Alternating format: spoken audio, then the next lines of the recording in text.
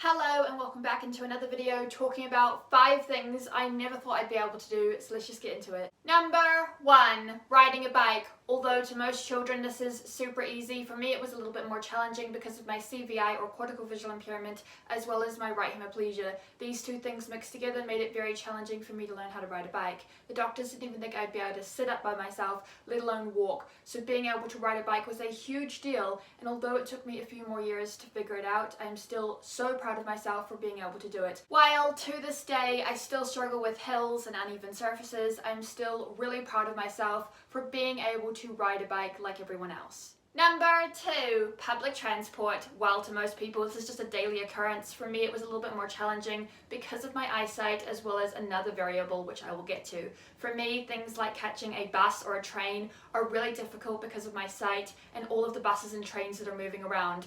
While I am able to now catch the bus to a location because it's a lot easier to do that, for me, catching a bus back to my home is a little bit more challenging because of all of the buses. It's a lot easier to know exactly what bus you're getting and to take that to somewhere you want to go than to catch a bus back because of all the buses. So that's something I still struggle with. As for trains, that's just as hard.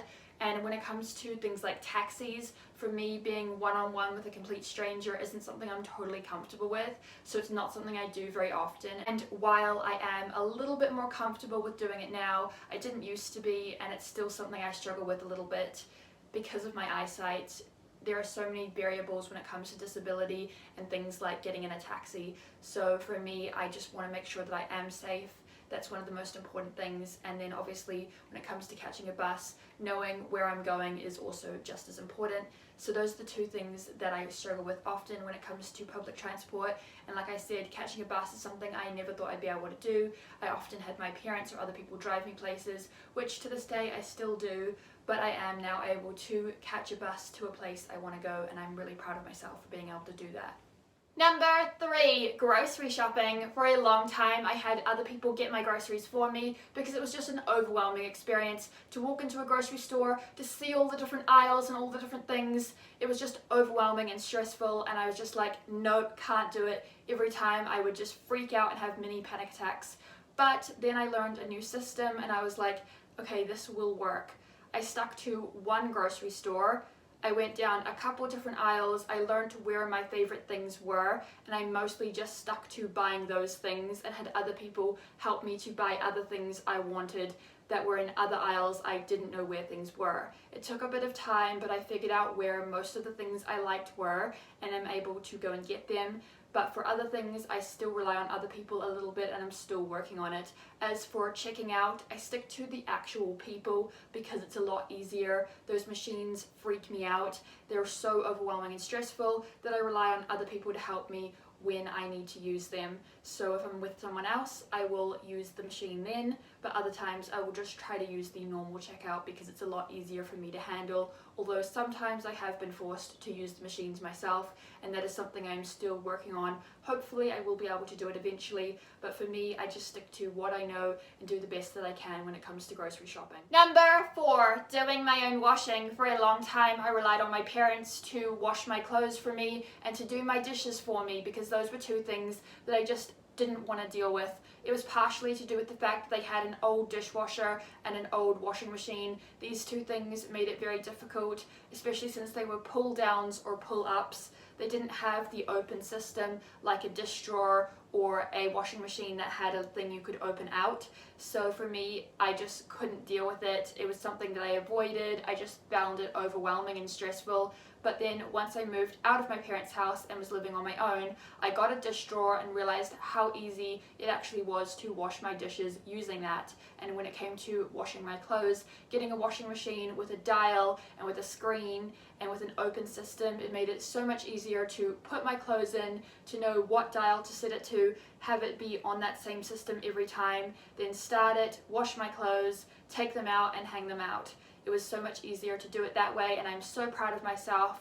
While it did take me a while to figure out how to wash my clothes doing my dishes was a little bit easier thanks to the dish drawer and the practice that I had in that practice house before I moved out on my own, and I was so grateful for my parents to give me that opportunity, and it allowed me to actually have a lot of practice for what would come later. So although it took me a little bit longer to figure out how to wash my clothes, I'm now able to do my dishes and wash my clothes all on my own, and I'm so proud of myself for that. Finally, number 5, living on my own. This is something I was genuinely afraid of. I was genuinely scared that I'd be living with my parents for the rest of my life because of my disability. For a long time, I didn't even know if I'd be able to handle living on my own because of my disability. So when I was given the opportunity to live in a unit on my parents' property, I was so grateful because it gave me my first taste of independence, showing me what it would be like to live on my own while still having my parents around when I needed them. I learned how to use a dishwasher as well as how to cook my own food, and I am so grateful for that because that was my first step towards becoming independent.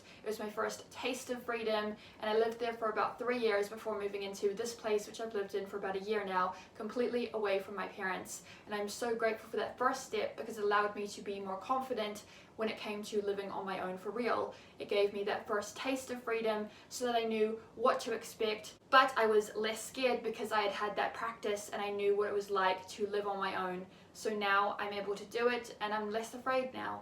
Although I have my moments of being afraid because I live on my own just with my animals, living on my own has helped me become more independent and allowed me to actually have new experiences and to grow as a person, and I'm so grateful for that opportunity. And like I said, although I have my moments of still being afraid, I'm still really proud of myself for being able to probably overcome one of the biggest accomplishments that most disabled people face, which is living on your own with nobody to help you.